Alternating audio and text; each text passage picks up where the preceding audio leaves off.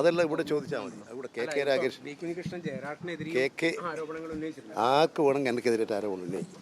K രാഗേഷോടും അതുപോലെ തന്നെ K രാഗേഷിനോട് ഇവിടുത്തെ കാര്യങ്ങളെല്ലാം ജില്ലാ സെക്രട്ടറി ആയിട്ടുള്ള കെ രാഗേഷാണ് ജില്ലയുടെ കാര്യങ്ങളെല്ലാം പറയുക.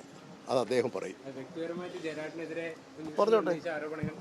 നിങ്ങളെല്ലാം എന്തെല്ലാം ആരോപണം എനിക്കെതിരെ ഉന്നയിച്ചിട്ടുണ്ട്. നിങ്ങൾ ആലോചിച്ച് നോക്ക്. അതിനെന്തെങ്കിലും വസ്തുത ഉണ്ടായിരുന്നോ?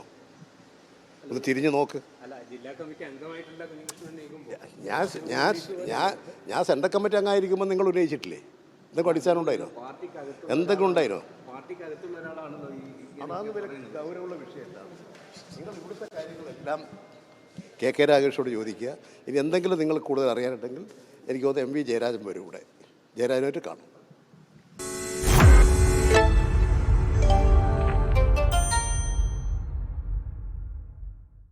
ലോകത്തെവിടെയായാലും ഏത് സമയത്തും 24 വാർത്തകളും ഓഗ്മെന്റഡ് റിയാലിറ്റി പാക്കേജുകളും എക്സ്പ്ലെയിനറുകളും വിശദമായി കാണാൻ ഞങ്ങളുടെ YouTube ചാനൽ നിങ്ങൾക്ക് സബ്സ്ക്രൈബ് ചെയ്യാം.